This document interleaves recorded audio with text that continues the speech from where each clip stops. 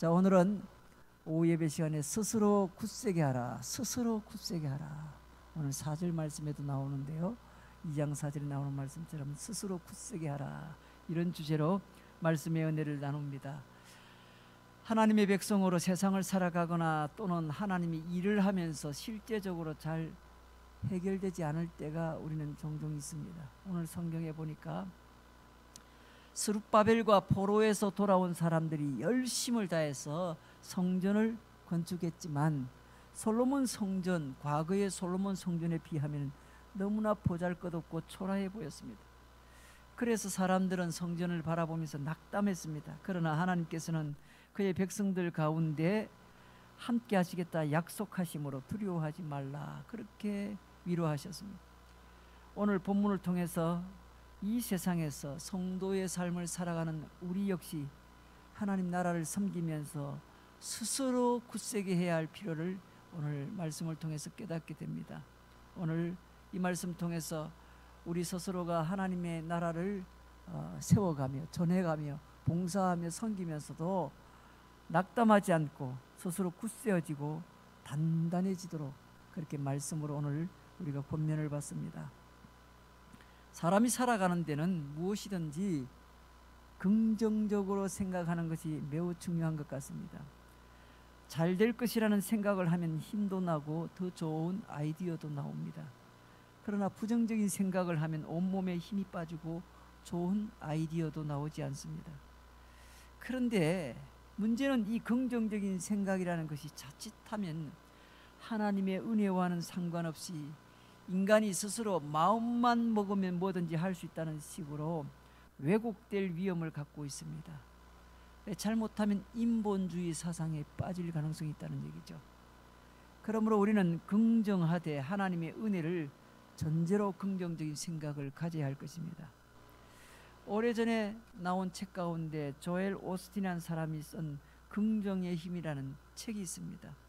두란노 서원에서 나온 책인데, 이 긍정의 힘이라는 이 책이 온 우리나라에 열풍을 일으킨 적이 있습니다.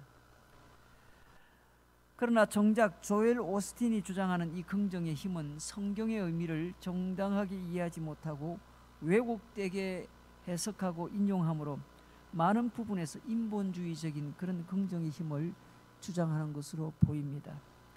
그는 긍정의 힘이란 인간이 마음먹기에 따라 무한한 능력을 발휘할 수 있다, 이렇게 말합니다. 그래서 세상 만사는 인간이 어떻게 마음 먹느냐에 따라 달려있다, 이런 식으로 얘기를 하는 거죠. 이 말이 매력적인 말로 들릴지 몰라도 사실은 성도들에게는 인본주의적인 그런 생각을 자꾸 심어줍니다.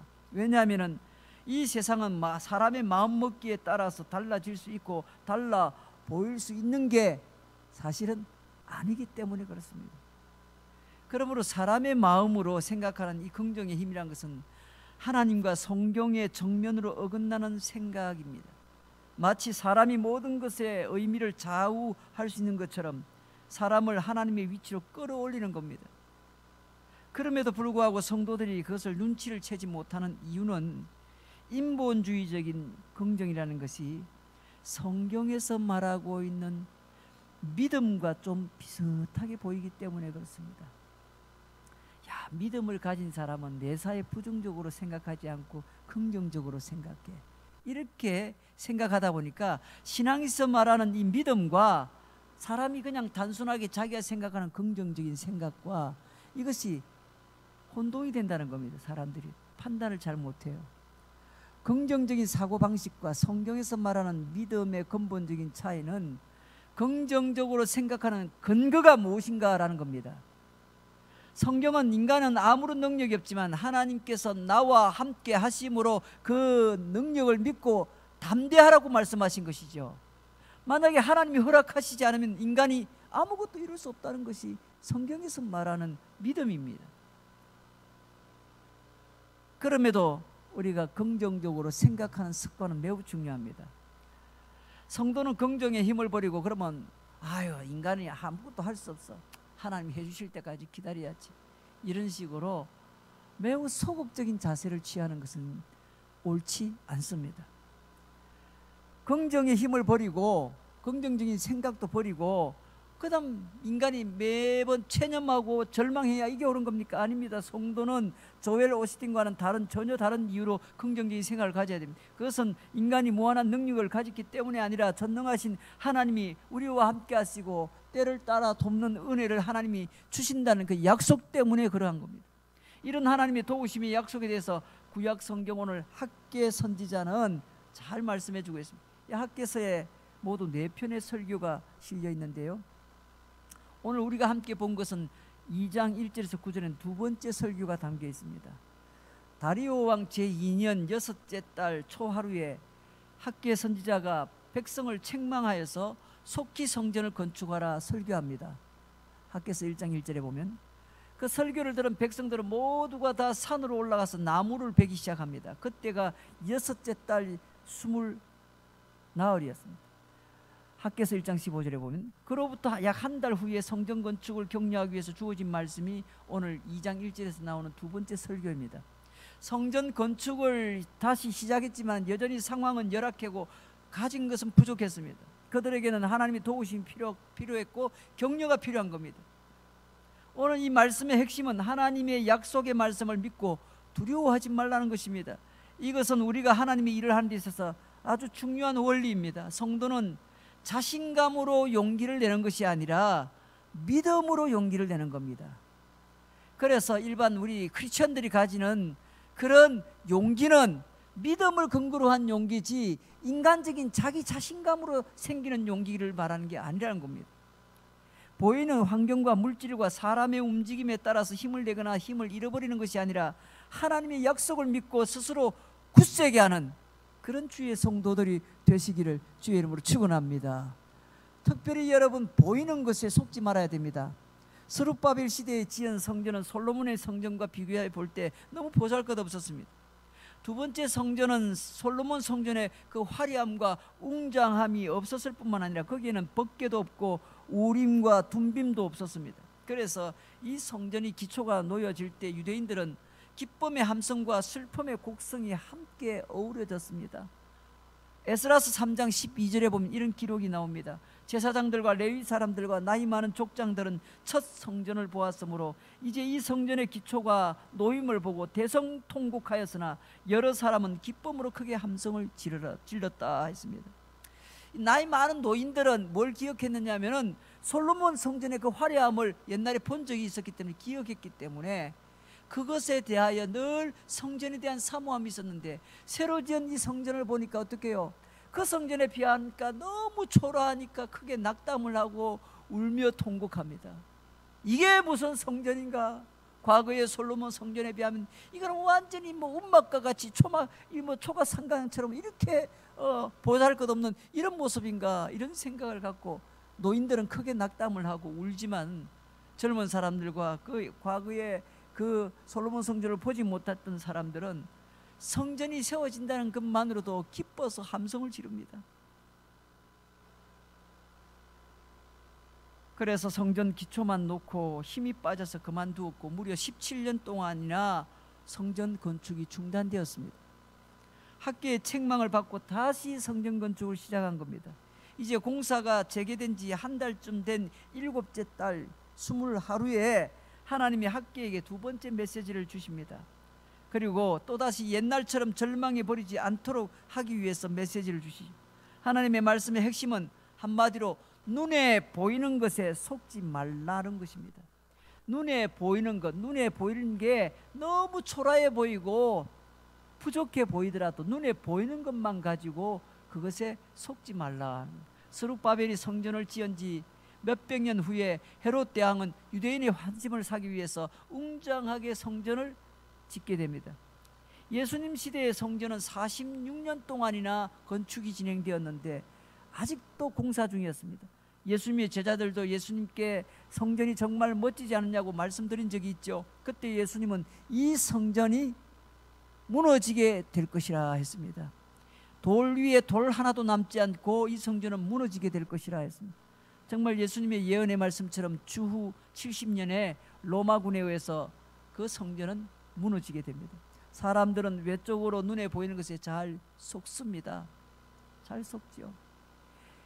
여러분, 사기꾼이나 또 여러 뭡니까 악한 사람들이 행동하는 거 보세요. 얼마나 겉으로 보기에는 사람이 참 착하게 보이고 점잖게 보이고 옷도 잘 입고 깨끗하게 보이고 남을 속일 것 같지 않아 보이고 겉으로 보기에는 정말 좋은 사람으로 보이는 겁니다.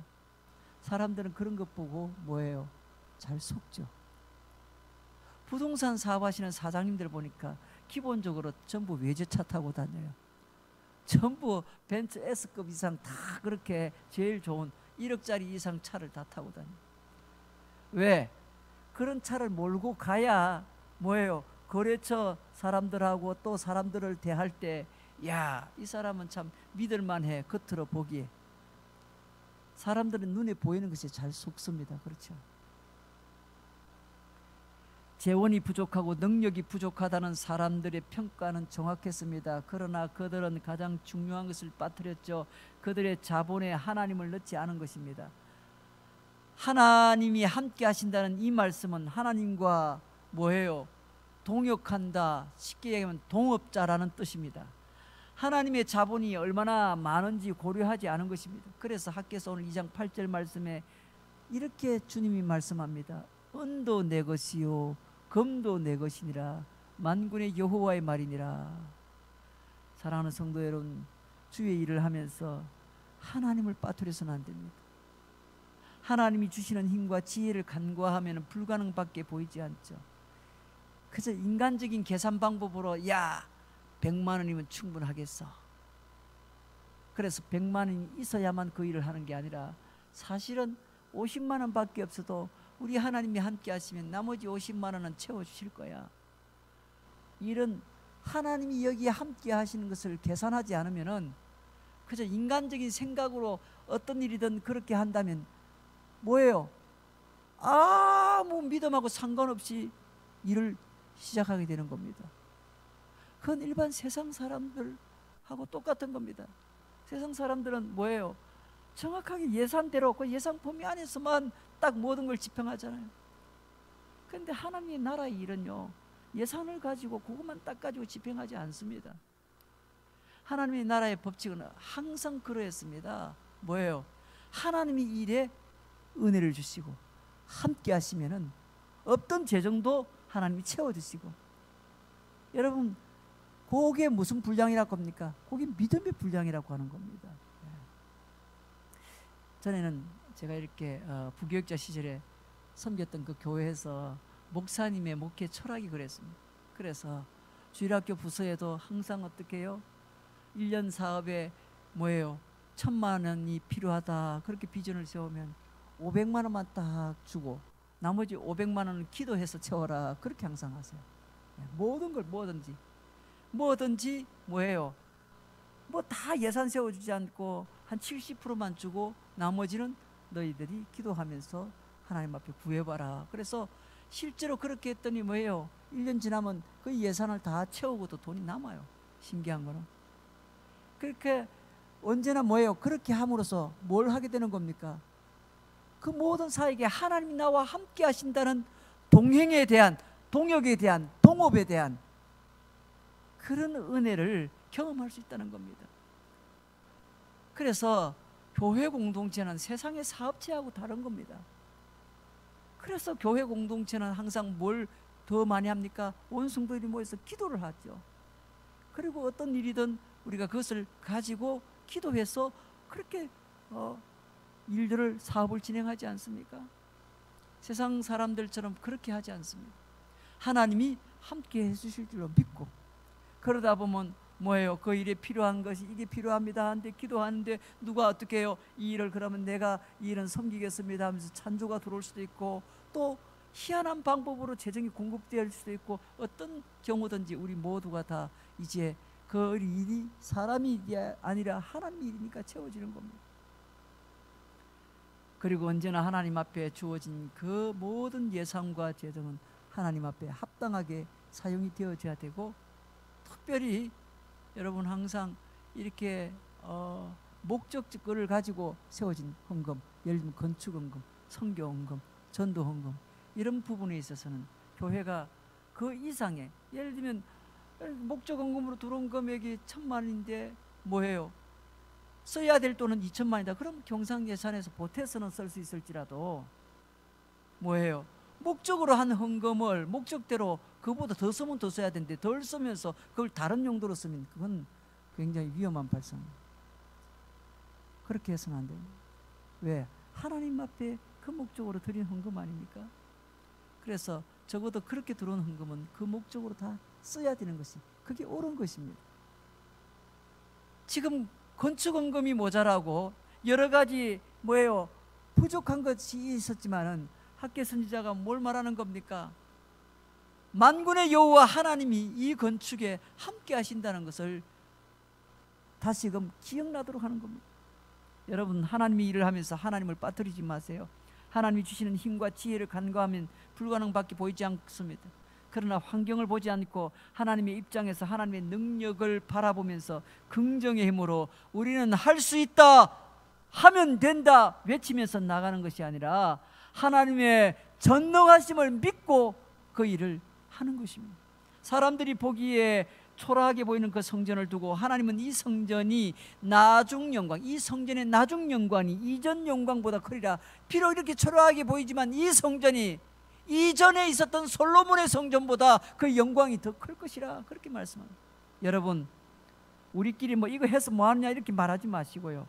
하나님께서 기뻐하시는 일에는 함께 기쁘게 함께 참여하시고 섬기시길 바랍니다. 우리 한번 따라서 할까요? 하나님이 기뻐하시는 일을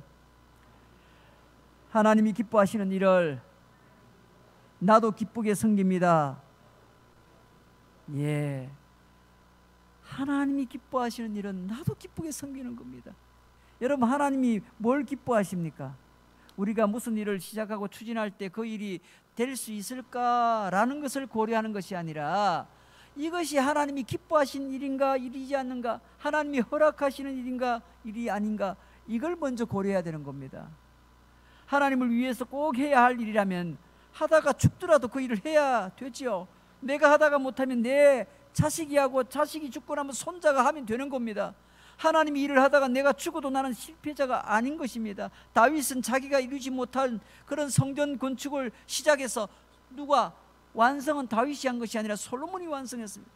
하나님이 자기에게 허락하지도 않은 이 성전 건축이지만은 다윗은 하나님을 위해서 설계도를 만들고 재료도 모으고 솔로몬에게 이 모든 것을 다 넘겨주게 됩니다. 아이고, 내가 건축도 못하는데, 아이고 뭐 내 있을 동안 건축도 못하는데 내가 이거 뭐 하려고 준비해, 이게 아니라 내가 할 수 있는 데까지 재료도 모으고 설계도도 그리고 다 준비해서 어떻게 해요? 내가 못 짓더라도 아들 솔로몬에 의해서 계속 지으면 된다, 그런 마음을 갖고 다윗은 성전 건축을 시작한 사람 아닙니까? 건축은 시작한 사람은 다윗이지만 완공은 누가? 솔로몬이 한 겁니다. 역대상 28장 11절 이하에 보면 이렇게 다윗의 기록이 나옵니다. 다윗이 성전의 복도와 그 집들과 그 곡간과 다락과 골방과 속죄소의 설계도를 그의 아들 솔로몬에게 주고 또 그가 영감으로 받은 모든 것 곧 여호와의 성전의 뜰과 사면의 모든 방과 하나님의 성전 곡간과 성물 곡간의 설계도를 주었다, 이렇게 기록이 나옵니다. 이렇게 이런 일을 하는 것이 사명입니다. 사명이란 꼭 해야 하는 것을 보고 내가 해야 하겠다 생각하는 것이 사명입니다. 하다가 쓰러지고 다 완성하지 못하더라도 믿음으로 그 일을 하는 것이 사명입니다. 고린도전서 1장 27절 이하에 바울이 이런 얘기를 합니다. 하나님께서 세상에 미련한 것들을 택하사 지혜 있는 자들을 부끄럽게 하려 하시고 세상에 약한 것을 택하사 강한 것들을 부끄럽게 하려 하시며 하나님께서 세상에 천한 것들과 멸시받는 것과 없는 것을 택하사 있는 것을 폐하려 하시나니 이는 아무 육체도 하나님 앞에서 자랑하지 못하게 하려 함이라 했습니다. 여러분, 그러므로 긍정의 힘을 믿는 것이 아니라 저는 하나님의 능력을 믿습니다. 저는 사람들이 걱정하는 그런 돈의 양을 가지고 걱정하는 것이 아니라 하나님이 뜻이 계시면 이루어 주실 줄로 믿고 그렇게 하나님의 능력을 더 의지합니다. 그저 제가 가지고 이 작은 지혜랑 머리를 가지고 그렇게 믿는 것이 아니라 오히려 하나님을 믿는 자를 강하게 사용하시는, 믿는 자를 강하게 사용하시는 그 하나님을 믿습니다. 사사 삼갈이 소를 몰아가는 그 소모는 막대기로 블레셋 사람 몇 명을 600명을 쳐 죽였습니다. 사사 삼손은 나귀 특뼈로 블레셋 사람 1000명을 무찔렀습니다. 막대기나 특뼈는 사실 보잘것없는 도구고 무능하지만은 강한 손에 붙잡힐 때 엄청난 살상무기가 되었습니다. 마찬가지로 우리가 하나님의 강한 손에 붙들리기만 하면은 연약한 인생들이 하나님의 큰 일을 감당할 수가 있는 겁니다. 사단을 물리치고 영혼을 구원하는 일을 우리 모두가 할 수 있는 겁니다. 우리 교회가 하나님과 함께 동역하면 우리 표처럼, 우리 올해 표 비전처럼 그 비전을 건축해낼 수 있는 겁니다. 하나님의 뜻을 이루어갈 수가 있는 겁니다. 그러므로 믿음의 사람은 자신의 능력을 일하는 사람이 아니라 하나님이 명하시는 일을 뭐해요? 하나님 부르신 대로 순종하면서 하는 겁니다. 내가 좋아하는 일만 하는 것이 아니라 하나님이 좋아하시는 일에 뛰어 들어가는 겁니다. 그래서 스룹바벨이 낙심하지 말아야 될 이유를 오늘 선지자는 분명하게 말씀해 주고 있습니다. 낙심하지 말아야 될 이유, 첫째는 하나님이 함께 하시기 때문에. 오늘 학개서 2장 4절 하반절에 보면 이 땅 모든 백성이 스스로 굳세게 일할지어다 내가 너희와 함께하노라 만군의 여호와의 말이라. 하나님이 온 우주의 주인이십니다. 그분은 만군의 여호와이십니다. 만군의 여호와께서는 은도 내 것이요 금도 내 것이라 했습니다. 세상에서도 큰 부자가 도우면 안 될 일이 그리 없지 않습니까? 그런데 온 우주의 주인이신 하나님이 우리와 함께 하시는데 뭐 걱정하고 낙심할 이유가 없습니다. 두 번째는 하나님의 영이 함께하기 때문에. 학개서 오늘 2장 5절 말씀에 너희가 애굽에서 나올 때 내가 너희와 언약한 말과 나의 영이 계속하여 너희 가운데 머물러 있나니 너희는 두려워하지 말지어다. 하나님의 영이, 성령이 우리와 함께 하시기 때문에. 온 세상을 만드신 분은 하나님의 영입니다. 그 성령께서 함께 하시면 안 되는 일이 없습니다. 하나님의 신이 수면을 운행하시니라. 이 세상을 창조할 때 하나님이 그렇게 일을 하셨잖아요. 하나님의 영, 성령이 우리와 함께 하시면 못하실 일이 없습니다. 죽은 자도 살리고 처녀에게 잉태하는 능력도 성령으로 그렇게 이루어진 것 아닙니까? 하나님의 영은 모든 사람의 마음을 움직이시는 분입니다. 하나님의 영이 함께 하시면 반드시 이루어지게 될 것입니다. 낙심하지 않아도 됩니다. 결론적으로 그러므로 어떻게 해요? 세 번째로 스스로 굳세게 하라는 겁니다. 오늘 학개서 2장 4절 상반절에 여호와가 이르노라 스룹바벨아 스스로 굳세게 할지어다 여호사닥의 아들 대제사장 여호수아야 스스로 굳세게 할지어다. 윌리엄 클락이라는 사람은 미국 상원 의원이었고 메사추세츠 농업대학교의 설립자였습니다. 그가 일본의 초대를 받아서 삿포로 농업대학교의 부학장이 되었습니다. 이 클락이라는 사람이 일본을 떠나면서 학생들에게 했던 연설 중에 유명한 말이 있습니다. 청년들이여 그리스도 안에서 용기를 가져라. 청년들이여 그리스도 안에서 용기를 가져라. 용기를, 예수님 안에서 용기를 가져라.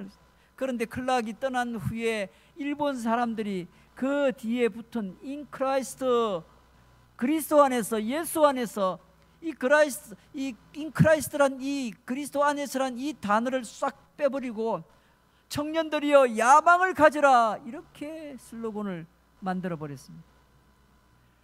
여러분, 야망을 가진 사람들이 지금도 전 세계를 어지럽게 하고 있지 않습니까? 야망을 가진 사람, 인간적인 욕심과 욕망을 가진 사람, 자기는 할 수 있다고 인본주의적인 생각에서 큰 소리치는 자기 자신감으로 가득 찬, 자만심으로 가득 찬 사람들, 내가 마음만 먹으면 뭐든지 할 수 있다 그렇게 생각하는 사람들, 그것은 결코 믿음이 아닙니다. 하나님이 기뻐하시면은 내가 무엇이든지 감당할 수 있습니다. 이런 고백이 진정한 믿음의 고백입니다. 하나님의 일을 감당하면서 여러분, 우리 스스로 굳세게 해야 되겠습니다. 아무리 여건이 나쁘고 자원이 부족하고 때때로는 숫자가 적어도 낙심하지 마세요. 사랑하는 성도 여러분, 지금 여러분이 현재 맡은 하나님의 일이 무엇입니까? 한 가정을 섬기는 일입니까? 한 구역을 섬기는 일입니까? 한 영혼에게 복음을 전하는 일입니까? 한 회사를 책임지고 경영하거나 한 도시를 책임지고 이끄는 일입니까? 미래를 위해서 준비하며 공부를 열심히 하고 있는 중입니까? 여러분, 그게 무엇이든지 간에 그게 하나님을 위한 일이요 하나님이 기뻐하시는 일을 하고 있다면 낙심하지 않아도 됩니다. 갈라디아서 6장 9절에 우리가 선을 행하되 낙심하지 말지니 피곤하지 아니하면 때가 이르매 거두리라 했습니다. 이 일이 내 일이 아니라 하나님이 기뻐하시는 일이라면 낙심하지 않아도 됩니다. 왜? 하나님 다 이루실 거니까. 하나님 다 이루실 거니까. 스룹바벨이 지은 성전은 초라했습니다. 그러나 그 성전의 영광은 이전 영광보다 더 클 것이라 말씀합니다. 이 말씀은 이미 건물 성전이 아니라 장차 메시아를 통해서 세우실 하나님의 나라를 말씀하고 있는 겁니다. 이제 우리 성도는 살아있는 성전을 건축하는 사람들입니다.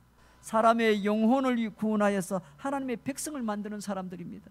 이 일을 위하여 우리 모두가 힘을 내서 복음 전도에 힘쓰고 예수님의 사랑으로 이웃과 나라와 민족을 사랑해야 할 것입니다. 이 모든 일들이 사람의 힘이 아니라 하나님이 공급하시는 지혜의 능력으로 감당할 수 있기를 주의 이름으로 축원합니다.